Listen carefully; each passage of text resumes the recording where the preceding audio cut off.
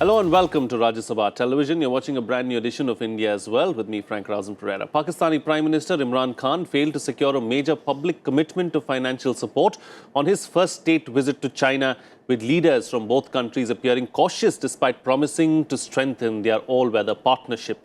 During his election campaign earlier this year, the cricket star turned politician Khan and his Pakistan Tehreek-E-Insaf party questioned the viability of the planned Chinese-backed infrastructure projects that form the China-Pakistan economic corridor, a stance that caused concern in Beijing. Last month, Pakistan cut the size of a railway project by $2 billion amid fears of the debt burden it would bring.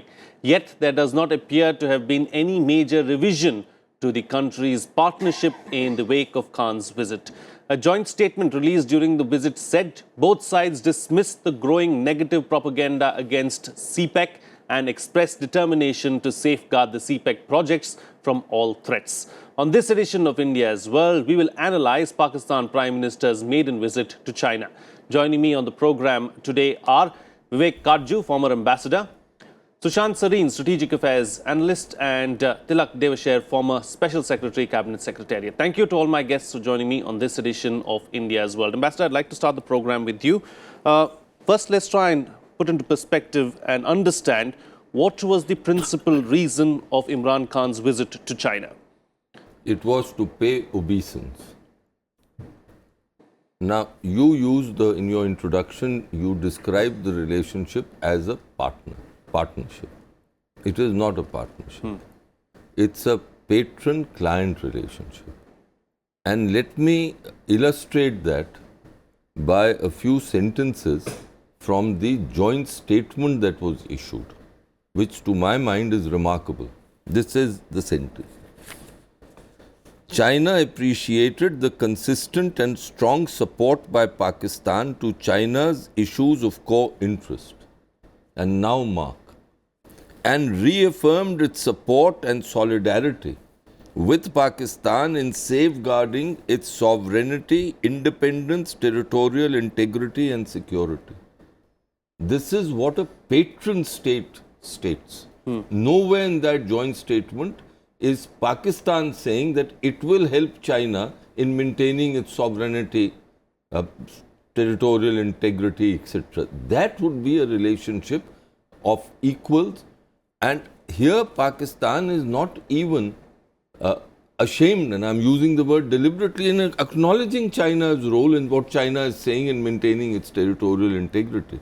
So therefore, the principal objective was that of a new Pakistani Prime Minister going to the court of Xi Jinping and paying his obeisance.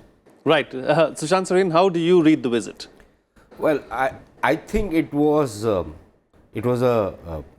Freudian slip or an ironic slip in that television clip where, instead of Beijing, while Imran Khan is making the speech, there is this slug which says begging. And I think that more or less summed up the real purpose of the trip, apart from, see, there are 2 or 3 countries the Pakistanis go and pay obeisance, simply because that's where they get their money from, that's how they run the shop. And when the money dries up, then, they have nothing left. So one is Saudi Arabia, they got something. They went to China, and before this trip happened, there was a lot of stuff which was being written in the Pakistani press about how much money they are going to get, that the Chinese are going to come to their aid and the Chinese are going to, pull all the chestnuts out of the fire. Nothing of the sorts happened. The Chinese very clearly, if you look at what the Vice Foreign Minister said in China, that, we are ready to help, but we need to discuss this. And the reason for that is a very simple one. According to Pakistani press reports, over the last year or so, the Chinese have pumped in anything between $6 to $8 billion to prop up the Pakistani balance sheets. It's all gone down the tube. It's like a bottomless pit. You keep putting in money and it keeps disappearing. So I think the Chinese have said, and there are indications, including reports, where the Chinese are saying that, listen, you guys need to get your act together.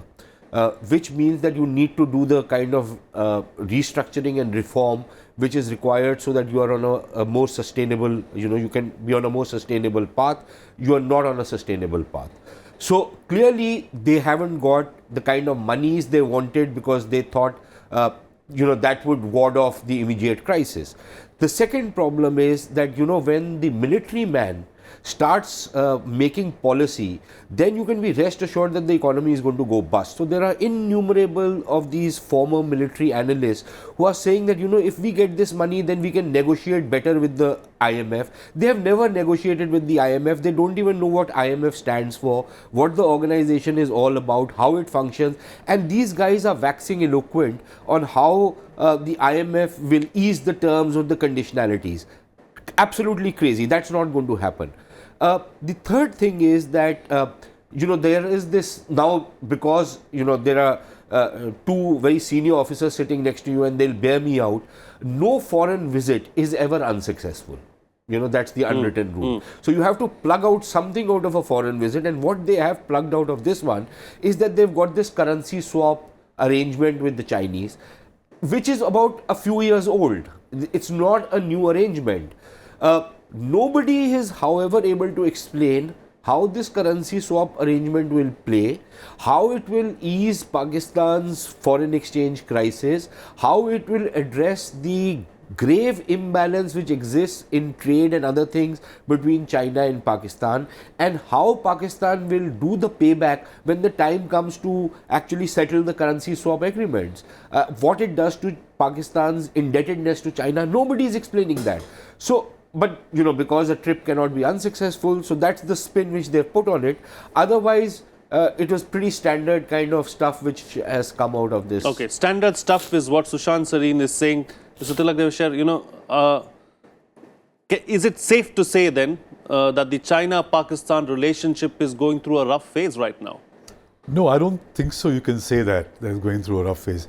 There was some concern in China because of the statements made by Imran Khan while in opposition and after coming into power, especially the statement or the interview that his Minister for Commerce, Abdul Razak, had given to the Financial Times, saying that the Chinese companies are getting very beneficial terms of investment, as a result of which Pakistani companies are being edged out. He himself was chairman of a company called Descon, who lost several contracts because the Chinese companies underbid him. They had got tax concessions. So the Chinese have this concern that is Pakistan going to go the Malaysian way. Mahathir had cancelled a whole lot of contracts. So that is one thing. I think the Chinese were keen to read the Riot Act to Imran Khan, and they have succeeded in doing so because the joint statement and even the discussion that came out said that all the projects will go ahead as planned, and there could be an increase taking into account what Pakistan wants in terms of socio-economic things which Imran Khan has been talking about. But from Pakistan's point of view, he had gone there with two specific purposes. One is the financial bailout, and second was on CPEC. And that's the reason he went at a time when Pakistan was facing a massive crisis. So the expectation or the anticipation was that he's going because China is ready to give them a lot of money, and that's why he's gone, leaving Pakistan at a time when it is facing a lot of danger. But these negotiations had not been done, and what China has told them is that these will require detailed discussion subsequently. So he didn't get any immediate financial bailout. I think China is looking for some very hard bargains on this and making sure that they are not faced with any threat of a review or some kind of a change as far as CPEC is concerned, and that the future will be smooth and not kind of hiccups. And I think China is also keen to look at agriculture in a big way in Pakistan to grow their variety of rice, so that they can grow it in Pakistan and then export it to China. Right. Yes, Sushant. I'm coming to you. I think Mr. Devasher is right, because there is some reports that the Chinese did actually read the Riot Act to Pakistan, to Imran Khan. Apparently, they took out all the statements which had been issued against CPEC and put them before Imran Khan, and apparently told him that you dare not talk like this anymore. The other thing is that the Pakistanis think that the Chinese are in a bit of a hawk as far as the Pakistanis are concerned, because as Mr. Devasher is saying, that they don't want, the Chinese might be afraid that Pakistan does not do a Mahathir Mohammed on them. The difference, however, is that the Malaysians are not dependent on the Chinese the way the Pakistanis are. And I think that is a critical difference. The Chinese also understand how much the Pakistanis depend upon them for strategic security, for other kinds of economic assistance. There is no other country in the world which is investing any money in Pakistan. About 70% of the FDI, 70 to 75% of the FDI is coming from China. He was successful in Saudi though. Sorry? Imran Khan was successful. Yeah, but with what Saudi. did he get? See, if you break it down, he got $3 billion as a kind of a safe deposit, which he can't touch, which he can't use for whatever purposes Pakistan wants to use foreign exchange for. He got another $3 billion of an oil facility, which essentially is something which he has to pay after 1 year. So he's got a few months or a year or so of some space, but that $3 billion is not going to be enough given the $20 billion financing gap which they are looking at. That really doesn't fill up the gap. So it's not as though they're out of the woods simply because the Saudis gave them some money. No grant has been given as yet. Right, Ambassador. Look, a couple of things. One, Pakistan has nuclear weapons, and no country, not even the United States, wants it to go down the tube. So I'm convinced that these games will be played with Pakistan to extract concessions from them, but Pakistan's economy will simply not be allowed to collapse. That's point one. Point two, as far as the Chinese are concerned, they are sitting pretty. Because in a classic patron-client relationship, and the Pakistanis are clients, it's a client state. The patron has to worry only if the client has an alternative, that it can slip from one patron to another patron. As of today, the Pakistanis don't have that luxury. I think the Americans are in no mood to revive the kind of patron-client relationship which existed between the United States and Pakistan. So the Chinese know that the Pakistanis have no alternative but to stay with them. The only thing which has to be defined is the present terms of that patron-client relationship. And it is there that China, as the patron, doesn't want Imran Khan to act in a manner which will be embarrassing to China in any way. And that, I think, they've ensured. Imran Khan was to China a bit of an unknown quantity. But today, I think Imran Khan, despite all his swagger, is a chastened person. And I don't think much will change. The CPEC will go ahead. Yes, the only danger is for Pakistan, for this relationship, is if the Chinese overplay their hand. Because when it comes to agriculture, look, the Pakistanis don't have any surpluses. So if the Chinese want to create Pakistan as an area from where they can extract agricultural surpluses and take it back to China, then there would be a danger of difficulties. Right. But till then, I don't think there's anything which will disturb this relationship. Mr. Devasher, talking about nuclear weapons, China, or the joint statement also spoke about the NSG and how, the NSG should make way for Pakistan, really. And on the other hand, you have China continuously blocking India's entry into the NSG. I mean, what's happening there? No, I think this statement makes it very clear. It talks about Pakistan's engagement with the NSG. Engagement, yes. So it's a very sort of a neutral balance, like dangling the carrot in front of Pakistan and making sure that Pakistan and India get an equivalence or get equated, that they will not allow India's entry into the NSG so long as Pakistan also doesn't get entry. So that's what they wish. This is what Pakistan wants. Pakistan doesn't mind not making it into the NSG so long as India doesn't get it. So this is what they China, this is, the carrot that they have dangled. One other thing, if I can just revert to the earlier point, see, Pakistan has this delusion about itself that it sits on such a fantastic piece of geography that every country in the world will run to give it money. Goes to Saudi Arabia, $6 billion, but as Sushant very clearly explained, the breakup. Likewise, the anticipation was that when they go to China, that Pakistan is so important to China that China will be just waiting to open money bags, which didn't happen. And let's also not forget that, as an article in the South China Morning Post mentioned, that China itself is facing a liquidity problem because of the trade war with the US. Xinhua reported that in the press conference that the Prime Minister had, he mentioned that we will support Pakistan within our capability, which again is an indication that, look, China doesn't have too much of freebies to give out. Whatever they give out, there will be a cost to extract. But Pakistan has this delusion about itself that it is so important that countries are just lining up to bail it out. I don't think so with the Chinese. This is going to happen. Yes, for China, Pakistan is very important, but they will bail out Pakistan in a manner that suits them in the long term. And about agriculture, you see, they want to grow the kind of hybrid rice which is eaten in China but not in Pakistan.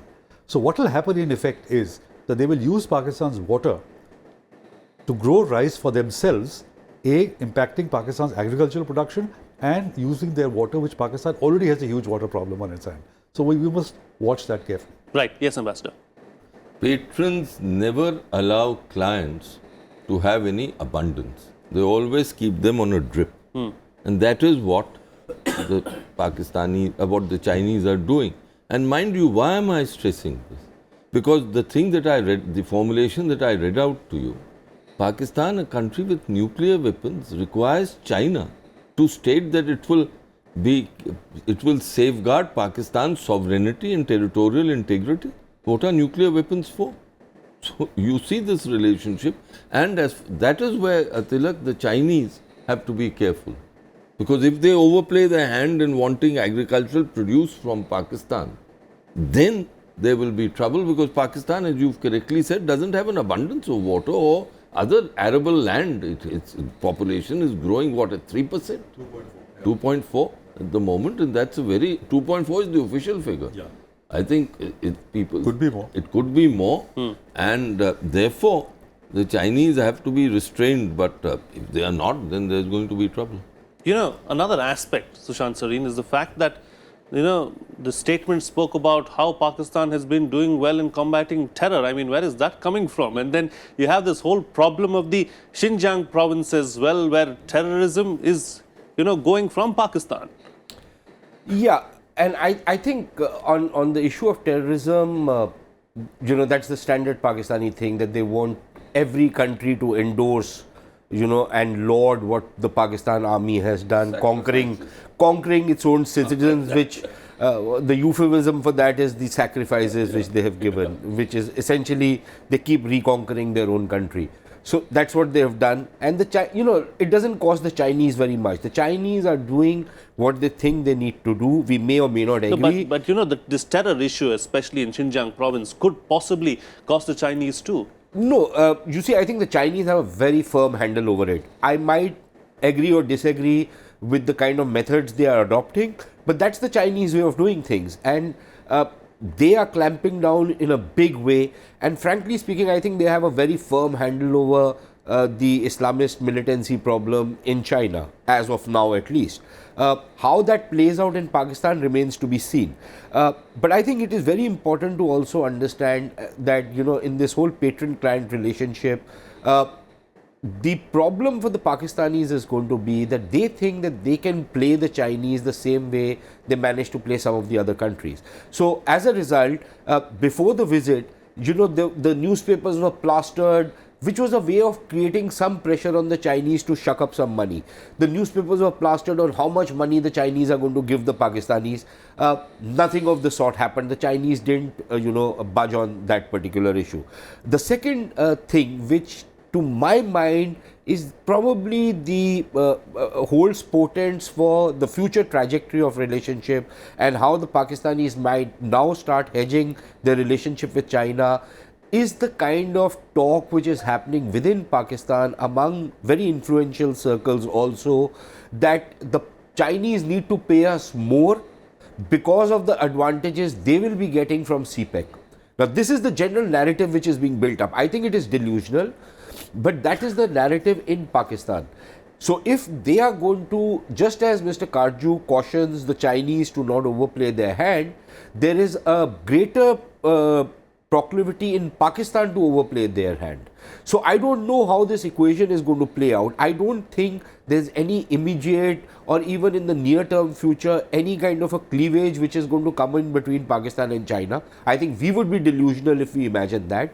But I think the first cracks in the relationship have started appearing. Now, whether they manage to paper over those cracks and move forward remains to be seen. But I think the first telltale signs of that problem have started emerging. Yes, Ambassador, you want to add something? On the terrorism bit, the interesting thing is that that in the normal circumstances, one would have expected the Pakistani religious groups to take to the streets protesting against the kind of treatment which the Chinese are meting out to the Uyghurs in Xinjiang.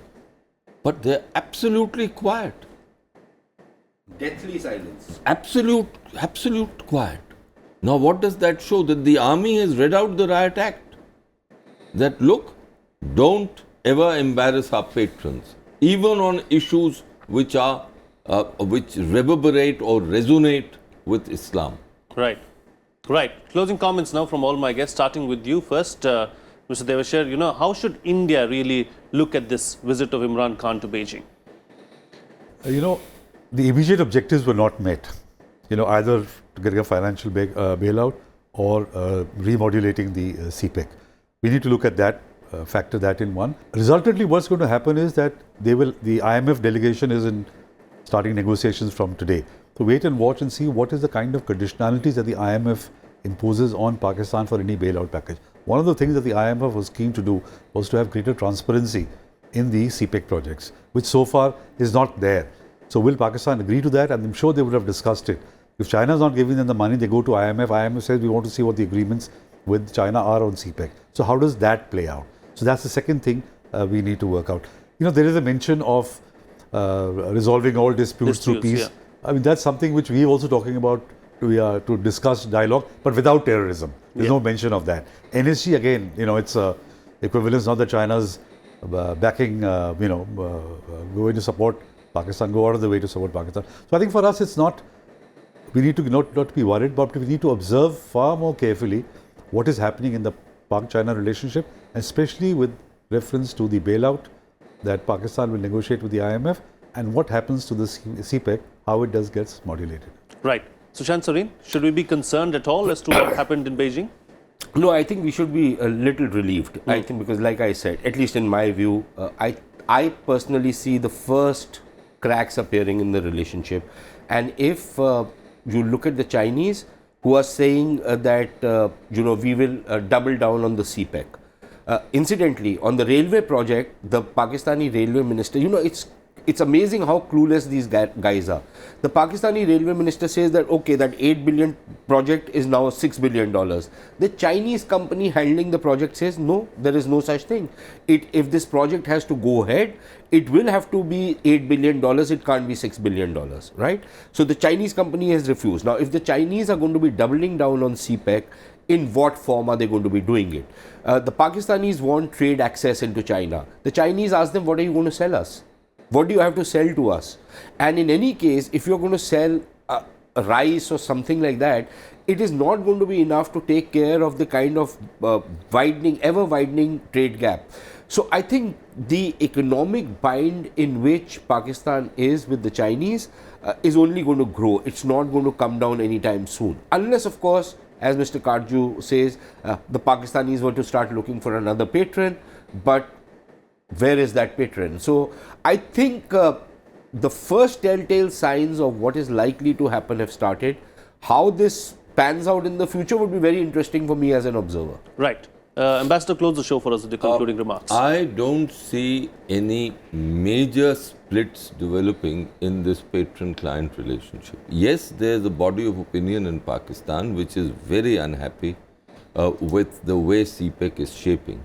But Pakistan's state has no alternative but to rely completely on the Chinese.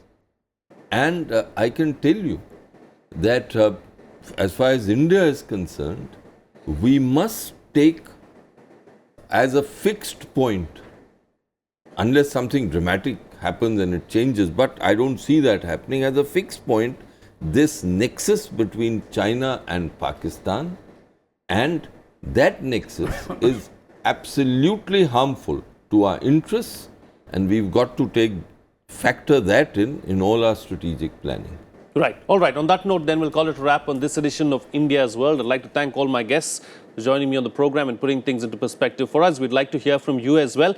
You can share your feedback with us. Our email ID is indiasworld.feedback@gmail.com. You can also tweet to us using our Twitter handles at FRP09 and at Rajya Sabha TV. That's it from me. See you again next time.